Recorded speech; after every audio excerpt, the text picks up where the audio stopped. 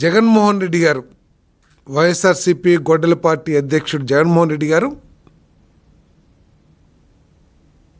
పాలనలో విషం చుక్క వేసినట్లు ప్రజల దృష్టిని మరల్చేందుకు ఈ ప్రారంభోత్సవం ద్వారా, అదేవిధంగా ఉత్తరాంధ్రలో జరుగుతున్న అభివృద్ధి పట్ల జరుగుతున్న చర్చ మూలంగా కూటమి ప్రభుత్వానికి, ఆ ప్రభుత్వ నాయకుడు చంద్రబాబు నాయుడు గారికి ఎక్కడ పేరు వస్తుందో అనే దుగ్ధతో దిగజారిన రాజకీయానికి ఒడిగడుతున్నాడు జగన్మోహన్ రెడ్డి గారు అని చెప్పేసి మనం చేస్తా ఉన్నాను.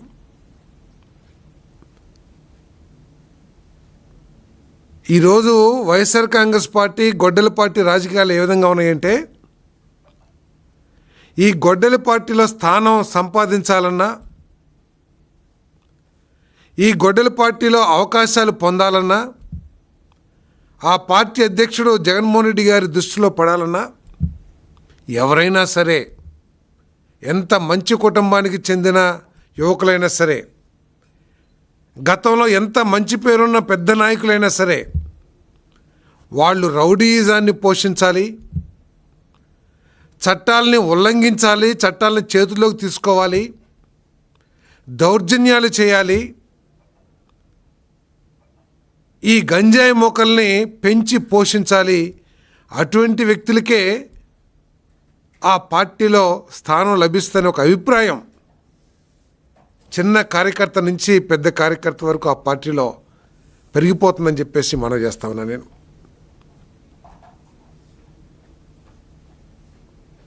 చాలా బాధాకరం.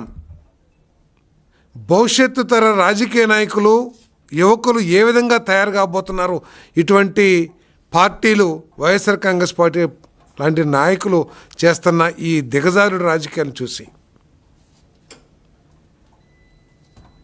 ఈరోజు జగన్మోహన్ రెడ్డి గారు ఎందుకు వెళ్తున్నారో ఒకసారి ఆలోచన చేస్తే, ఏదో ఒక గొప్ప వ్యక్తి మరణించాడనో, లేతే ఒక పేదవాడికి అన్యాయం జరిగిందనో కాదు ఆయనకి అక్కడికి వెళ్తుంది.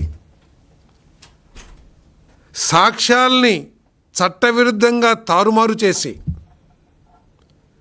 ఒక పేద వ్యక్తి మరణానికి కారణమైన వ్యక్తిని, యువకుడిని తప్పించడానికి ప్రయత్నం చేసిన వ్యక్తిని అరెస్ట్ చేస్తే చట్ట ప్రకారం ఆయన్ని పరామర్శించడానికి జగన్మోహన్ రెడ్డి గారు వెళ్తామంటే ప్రజలందరూ కూడా ఆలోచించాలి.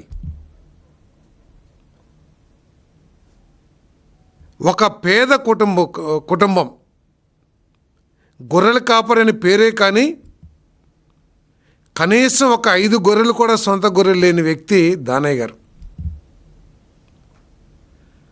ఆ వ్యక్తిని యాక్సిడెంట్ ద్వారా కారు, ఒక మోటార్ సైకిల్లో గుద్దేసి చనిపోయే పరిస్థితుల్లో ఉంటే, ఈరోజు ఎవరినైతే పరామర్శించడానికి వెళ్ళారో వృత్తిపరంగా ఒక డాక్టర్, ఆయన కనీసం యాక్సిడెంట్ అయ్యి ప్రాణాలతో కొట్టుమిట్టాడుతున్న వ్యక్తిని హాస్పిటల్కి తీసుకెళ్ళి ఏదైనా ప్రాథమిక వైద్యం చేపిస్తే, ప్రథమ చికిత్స చేపిస్తే ఏమైనా బతుకుతాడనే ఆలోచన కూడా చేయకోకుండా నా కొడుకుని ఎలా తప్పించాలి అని ప్రయత్నం చేసి ఆ కొద్ది సమయంలోనే సాక్ష్యాన్ని తారుమారు చేయడానికి ప్రయత్నం చేస్తే, మరి చూసిన వాళ్ళు కొంతమంది కానీ ఈ కెమెరా ద్వారా కానీ ఆ తప్పులు పట్టించి ఆయన్ని అరెస్ట్ చేస్తే ఈరోజు ఆయన పరామర్శకి వెళ్ళారని చెప్పేసి మనం చేస్తాను.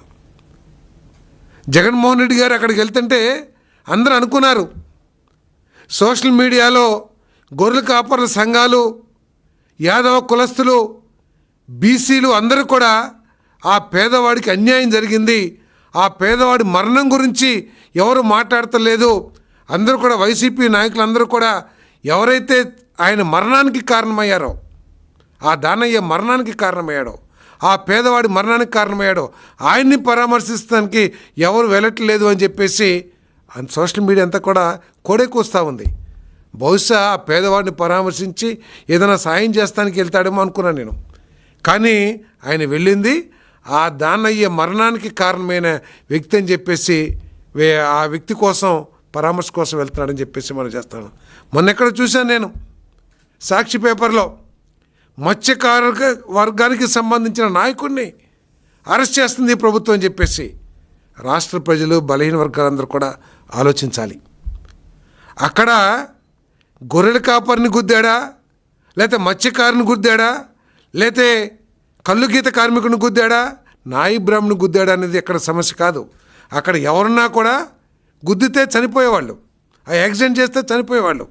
కానీ ఇక్కడ ఆలోచించాల్సింది ఏంటంటే ఆ పేదవాడి ప్రాణానికి వైఎస్ఆర్ కాంగ్రెస్ పార్టీ నాయకుడు ఇస్తున్న విలువ ఏమిటో ఈరోజు ప్రజలందరూ కూడా గమనించాలని చెప్పేసి కూడా మనం చేస్తాను. నేను ఎంత ఆశ్చర్యకరం అంటే పేపర్లు చూసాం, ఆయన స్వంత సోదరి షర్మిల గారు ఒక జాతీయ పార్టీ అధ్యక్షురాలు, ఆమె అనారోగ్యంతో హాస్పిటల్లో ఆపరేషన్ ఏదో చేశారని చెప్పారు. కానీ చెల్లిని పలకరిస్తానికి పరామర్శిస్తానికి ఆయనకి మనసు రాలేదు. కానీ ఒక పేదవాడి మరణానికి కారణమైన వ్యక్తిని పరామర్శించడానికి అక్కడ దాకా వెళ్ళారంటే ఒకసారి ఆలోచించాలి. ఈరోజు వెళ్ళటమే కాదు, అక్కడ పరిస్థితి ఏమిటి? ఇంకా 48 గంటల్లో ప్రధానమంత్రి గారు రాబోతా ఉన్నారు. అక్కడికి ప్రధానమంత్రి గారు వస్తూ ఉంటే ఆ ప్రాంతం ఏ విధంగా స్టెరిలైజ్ చేస్తారో కూడా ఆలోచించేయాలి. ఒక ముఖ్యమంత్రిగా పనిచేసిన వ్యక్తి ఏ విధంగా నిబంధనలు లెక్క చేయకోకుండా, ఎందుకంటే ఇప్పటికే ప్రధానమంత్రి గారు వస్తున్నారు కాబట్టి ఆ నిబంధనల మూలంగా కొంత ప్రజలకి ఇబ్బందికరమైన పరిస్థితులు ఉంటాయి సెక్యూరిటీ రీజన్స్తో. ఆ నిబంధనలు కూడా కాలరాసి ఆ నిబంధనలు కూడా తొక్కేసి ఆయన ప్రజలకి అసౌకర్యం కలిగించే విధంగా ఎందుకు చేస్తున్నాడో ప్రజలందరూ కూడా అర్థం చేసుకోవాలని చెప్పేసి మనం చేస్తాను. ఎంత ఘోరం అంటే సరే పరామర్శకి వెళ్ళాడో తప్ప ఉప్ప ప్రజలు నిర్ణయిస్తారు.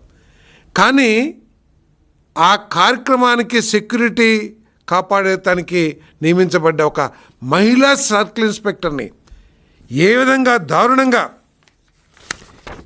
ఆ కార్యకర్తలందరూ కూడా, ఇంకా ఈ ఫోటోలో కంటే కూడా టీవీ విజువల్స్ చూశాను నేను, ఆమె తనని తను రక్షించుకోవటానికి ప్రయత్నం చేస్తున్న చేతులన్నీ కూడా ఆ పిడిగుద్దులకో లేకపోతే వాళ్ళు చేస్తున్న దౌర్జన్యాన్ని తప్పించుకుంటానికి చేతులు ఈ విధంగా నెత్తిపెట్టుకుని వంగి వంగి నడవాల్సిన పరిస్థితి వచ్చింది. జనరల్గా సిఐ దగ్గరలో కానిస్టేబుల్స్ కూడా ఉంటారు. అంటే ఈ నేర ప్రవృత్తికి అలవాలమైన ఈ వైఎస్ఆర్ కాంగ్రెస్ పార్టీలో కానిస్టేబుల్స్ని దూరం చేసేసి ఆ మహిళా సిఐని ఏకాకిని చేసి ఆ మీద ఏ విధంగా దౌర్జన్యం చేస్తున్నారో ఒకసారి ఆలోచించాలని చెప్పేసి మనం చేస్తున్నాం. ఈ విధంగా చట్టాలని తొంగలో తొక్కే పార్టీకి ప్రజాస్వామ్యంలో ఉండే అవకాశం ఉందా అని చెప్పేసి ప్రజలందరూ కూడా ఆలోచించాలని చెప్పేసి కూడా ఈ సందర్భంగా తెలియజేస్తామని నేను. మరి ప్రధానమంత్రి గారు వస్తున్న పరిస్థితుల్లో సరే మామూలు పరిస్థితులను పక్కన పెడితే 48 గంటల్లోనూ మరి ప్రధానమంత్రి గారు ఈ రాష్ట్రానికి రాబోతా ఉన్నారు. ఈయన ఏదైతే దారిలో వెళ్ళారో అక్కడే ప్రధానమంత్రి గారి సభ కూడా పరిసర ప్రాంతాల్లోనే ఉంది. అంటే ఎటువంటి నిబంధనలు ఉంటాయి? హయ్యెస్ట్ సెక్యూరిటీ కలిగించాల్సిన వ్యక్తి ఈ దేశంలో ప్రధానమంత్రి గారు. ఆయన కోసం సెక్యూరిటీ ఉంటే దాని కోసం నిబంధనల ప్రకారం 8 వాహనాలకి అనుమతి ఇచ్చింది. ఎక్కడ కూడా కూటమి ప్రభుత్వం రాజకీయ భేషజాలకెల్లా లేదా వాళ్ళు చేసినట్లు ప్రతిపక్షం యొక్క కార్యక్రమాల్ని తొక్కేయాలి అని చెప్పేసి అప్రజాస్వామికంగా ఆలోచించలే కూటమి ప్రభుత్వం. అయినా కూడా మీరు మీ కార్యక్రమం చేసుకోండి అని చెప్పేసి పర్మిషన్ ఇచ్చింది. ఏ విధంగా ఇచ్చింది? 8 వాహనాలకి అనుమతి ఇచ్చారు. ప్రధాని రాక నేపథ్యంలో ర్యాలీకి అనుమతి ఇవ్వాల. రహదారులను దిగ్బంధించరాదు, మీరు వెళ్ళొచ్చు కానీ ఏ రహదారిని కూడా ఆపకూడదు, అంటే మిగతా ట్రాఫిక్కి అడ్డం కలిగించకూడదు. వాహనాలపై వేలాడుతూ రోడ్లపై గుమ్మికూడకూడదు. ప్రభుత్వ ఆస్తులను నష్టం కలిగించకూడదు. పోలీసుల సూచనలు పాటించి యాత్ర చేయాలి. దీంట్లో ఏమైనా తప్పు ఉందా అండి? మామూలు పరిస్థితుల కంటే కూడా ఒక ప్రధానమంత్రి, దేశ ప్రధానమంత్రి ఒక ప్రాంత ప్రిస్టేజ్ కలిగించే ప్రాజెక్ట్ ఇనాగ్రేషన్కి వస్తుంటే ఈ విధంగా చేయటం కరెక్టా అని చెప్పేసి మనం చేస్తాను. పోలీసులు కూడా కొట్టే పరిస్థితి వచ్చిందంటే మరి ఏ విధంగా ఈ వైఎస్ఆర్ కాంగ్రెస్ పార్టీ చేస్తుందో నేను ప్రజలందరూ కూడా ఆలోచించాలని చెప్పేసి మనం చేస్తాను. ఏదేమైనా కూడా ఉత్తరాంధ్ర అభివృద్ధి, బలహీన వర్గాల సంక్షేమం ఈ ప్రభుత్వం యొక్క లక్ష్యం. ఈ 5 సంవత్సరాల్లో 20 లక్షల ఉద్యోగాలను కల్పించి మరి ఈ రాష్ట్రంలో యువతకి మంచి భవిష్యత్తు కలిగించాలనే లక్ష్యంతో ఈ ప్రభుత్వం పనిచేస్తుంది. ప్రజలందరూ కూడా ఈరోజు తల్లిదండ్రులందరూ కూడా భయపడుతున్నారు. వైఎస్ఆర్ కాంగ్రెస్ పార్టీ కార్యక్రమాలకు వెళ్ళే యువత తల్లిదండ్రులు అందరూ కూడా మదన పడుతూ ఉన్నారు. ఆ పార్టీలో ఉన్న వాతావరణానికి ఇన్ఫ్లుయెన్స్ అయ్యి మా పిల్లలు ఎటువంటి తప్పుదారిలో నడుస్తారో అని చెప్పేసి ఈరోజు తల్లిదండ్రులు అందరూ కూడా భయపడుతున్నారు ఆ పార్టీ కార్యక్రమాలకు వెళ్ళే యువకులు తల్లిదండ్రులు అందరూ కూడా. కాబట్టి ఇటువంటి దిగజారు రాజకీయాలని మానుకోవాలని చెప్పేసి నేను మరి వైఎస్ఆర్సీపీకి నేను గట్టిగా తెలియజేస్తానని చెప్పేసి నేను మనవి చేస్తా ఉన్నాను.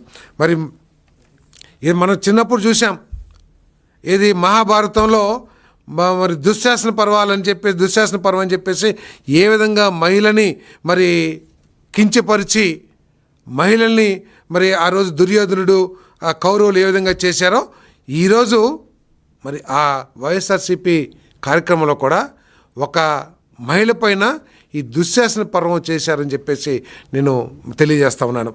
మరీ ఆటవికంగా మహిళని కూడా చూడుకోకుండా ఆఖరికి ఒక ప్రముఖ నాయకుడు కుమారుడు రామ్ మనోహర్ కూడా మరి ఆ మహిళా ఎస్ఐ మీద దౌర్జన్యం చేశాడంటే ఆ మహిళా ఎస్ఐని మహిళలంటే కూడా గౌరవం లేదు వీళ్ళకి. ఎస్ఐ సిఐ పక్కన పెడితే మహిళలంటే కూడా గౌరవం లేదని చెప్పేసి ఈ కార్యక్రమం ద్వారా చాలా స్పష్టంగా అర్థమవుతుందని చెప్పేసి కూడా ఈ సందర్భంగా తెలియజేస్తాను. దీనిని ప్రజలందరూ కూడా చట్టాలని గౌరవించే ప్రజాస్వామ్యాన్ని గౌరవించే ప్రతి పౌరుడు కూడా ఈ వైఎస్ఆర్సీపీ చేస్తున్న కార్యక్రమాల పట్ల మరి దీన్ని ఖండించాలని చెప్పేసి కూడా నేను తెలియజేస్తానని చెప్పేసి సెలవు తీసుకుంటున్నాను. ఏ విధంగా మహిళా ఎస్ఐని దౌర్జన్యం చేస్తున్నారో మహిళ తనని తాను కాపాడటానికి ఏ విధంగా ప్రయత్నం చేసుకుంటుందో ఒక్కసారి మీరందరూ కూడా ప్రజలందరూ కూడా చూడాల్సిన అవసరం ఉందని చెప్పేసి కూడా మనం చేస్తా ఉన్నాను. ప్రజల మాన ప్రాణాలు కాపాడాల్సిన పోలీసులే తమను తాము కాపాడుకోవాల్సిన పరిస్థితిని వైసీపీ వాళ్ళు తీసుకొస్తున్నారంటే ఎటువంటి పార్టీ కూడా ఒకసారి ఆలోచించేయాలి.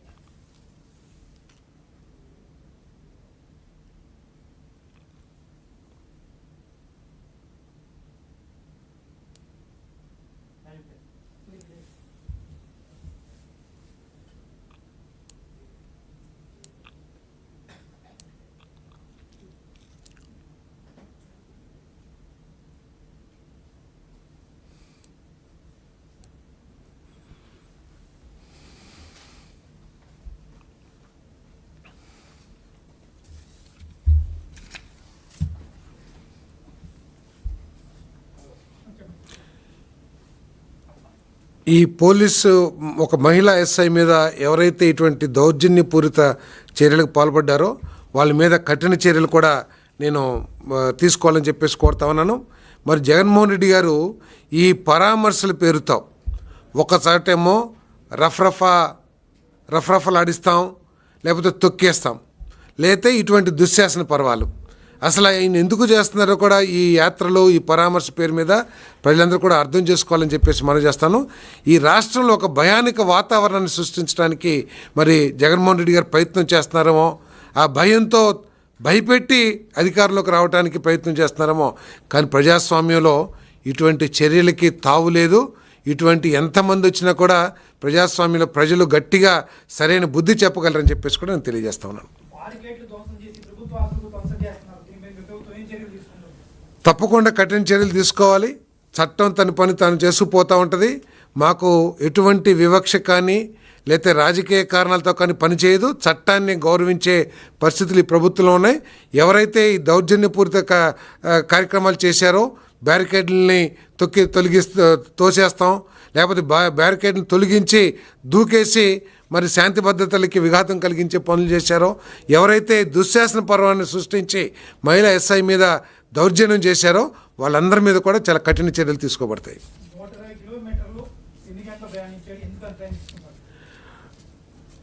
మనం 2 సంవత్సరాల నుంచి కూడా చూస్తూ ఉన్నాం. ఆయన చేసిన యాత్రలు ఎక్కడికంటే తెనాలిలో గంజాయి బ్యాచ్ని గంజాయి సేవించి సమాజానికి కీడు సృష్టించే 2 వ్యక్తుల్ని పోలీసులు చర్యలు తీసుకుంటే అతన్ని పరామర్శించడానికి ఒక పెద్ద ర్యాలీ పెట్టారు.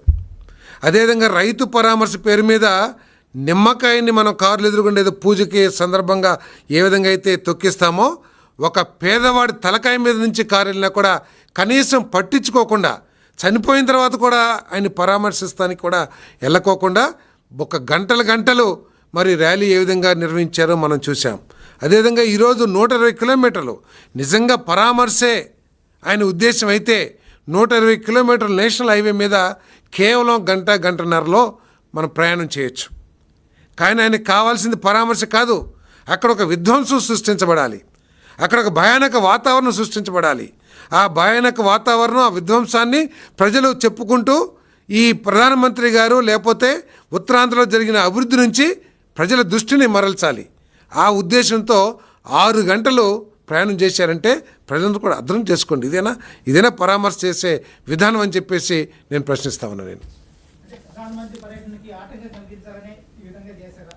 ఆటం కలిగించాలని, అంతేకాకుండా ప్రధానమంత్రి గారు చేసే మంచి పని నుంచి ఈ రాష్ట్రానికి ఉపయోగపడే గొప్ప కార్యక్రమం రేపు ఏదైతే శంకుస్థాపన ప్రారంభోత్సవాలు దాదాపు 17,000 కోట్లు పైబడి మరి ఇన్ఫ్రాస్ట్రక్చర్ పవర్ గ్రిడ్ ద్వారా కానివ్వండి, నేషనల్ హైవేస్ ద్వారా కానివ్వండి శంకుస్థాపనలో జాతికి అంకించే కార్యక్రమం, అదేవిధంగా ఉత్తరాంధ్ర యువకులకి స్కిల్స్ నేర్పించి ఏదైతే అభివృద్ధి జరగబోతోందో వైజాగ్లో అనేక పెట్టుబడులు వస్తున్నాయి, వారికి అవసరమైన ఆ ఇండస్ట్రీకి అవసరమైన స్కిల్స్ని నేర్పించే ఒక స్కిల్ ఇన్స్టిట్యూట్ని, అదేవిధంగా ఎడ్యుసిటీని, ఏవియేషన్ యూనివర్సిటీని, ఇంత గొప్ప కార్యక్రమాలు ఏదైతే ప్రారంభం కాబోతున్నాయో వాటి నుంచి దృష్టి మరల్చడానికి ఈ కార్యక్రమం అంతా చేస్తానని చెప్పేసి మనం చేస్తాను. నిజంగా ఆయనకి పరామర్శ అయితే, ఒక బాధ్యత కలిగిన రాజకీయ నాయకుడైతే 2 రోజుల తర్వాతే వెళ్ళొచ్చు. నిన్నేమో అరెస్ట్ అయ్యి ఆయన తండ్రి అరెస్ట్ అయ్యాడు, కొడుకు రిలీజ్ అయ్యాడు. కాబట్టి 2 రోజుల తర్వాత అయినా సరే ప్రధానమంత్రి గారి ప్రోగ్రాం అయిపోయిన తర్వాత అయినా సరే అటెండ్ కావచ్చు. కానీ ఆయన లక్ష్యం పరామర్శ కాదు, అక్కడ ఉన్న పరిస్థితుల్ని, ఆనందకరమైన పరిస్థితుల్ని భగ్నం చేయటమే లక్ష్యంగా ఈ పరామర్శ పెట్టుకోవడం చెప్పేసి మనం చేస్తాం. సార్, చిన్నపిల్లోడు అంటే 5 సంవత్సరాల బాలుడా, లేకపోతే 6 సంవత్సరాల బాలుడా, లేకపోతే 10 సంవత్సరాల బాలుడా? 18 సంవత్సరాలు నిండిన వ్యక్తి ఏదైనా తప్పు చేస్తే చట్టానికి వ్యతిరేకంగా యాక్సిడెంట్ చేస్తే సరే, యాక్సిడెంట్ తప్ప ఒప్ప పక్కన పెడదాం, యాక్సిడెంట్ జరిగింది, చట్ట ప్రకారం చర్యలు తీసుకుంటారు. కానీ యాక్సిడెంట్ చేయటమే కాకుండా ఒక అరగంటలోనే సాక్ష్యాల్ని తారుమారు చేయటానికి ప్రయత్నం చేసిన ఆయన బాలుడే, ఆయన తండ్రి బాలుడే. అంటే చట్టాన్ని ఏమి పని చేయకోకుండా వైఎస్ఆర్సీపీ ముద్రుంటే చట్టం పనిచేయకూడదని ఆయన ఏమైనా ఆలోచిస్తున్నాడేమో తప్పితే అది చట్టం తన పని తాను చేసుకుపోతుంది, దానికి ఎటువంటి బేసిజం లేదని చెప్పేసి కూడా తెలియజేస్తాను.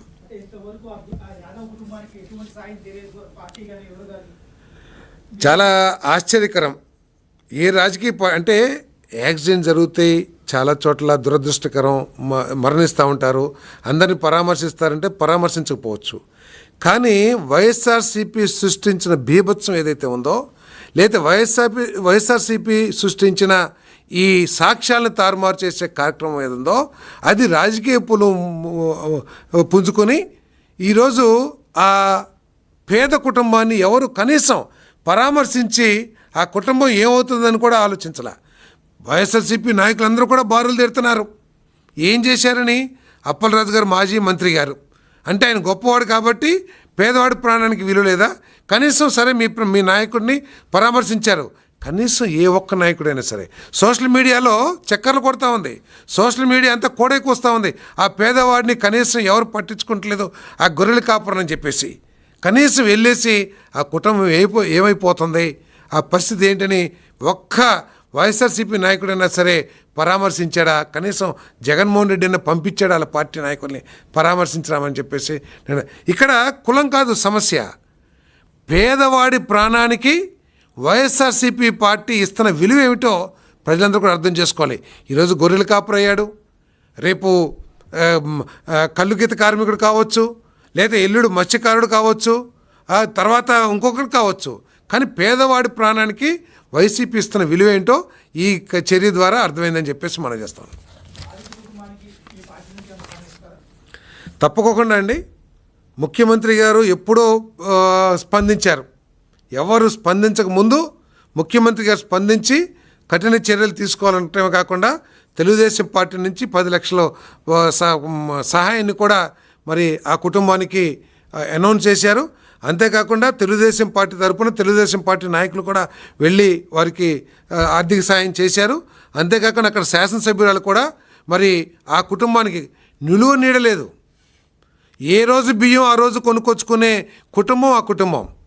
ఆ ఎమ్మెల్యే గారు కూడా హామీ ఇచ్చారు, ఎక్కడో చోట ఒక ఇంటి స్థలం తీసి మరి హౌసింగ్ డిపార్ట్మెంట్ తరపున ఇల్లు కూడా నిర్మించి వాళ్ళకి ఒక గృహాన్ని కూడా ఏర్పాటు చేస్తామని చెప్పేసి కూడా మరి తెలుగుదేశం పార్టీ తరపున హామీ కూడా ఇవ్వటం జరిగింది.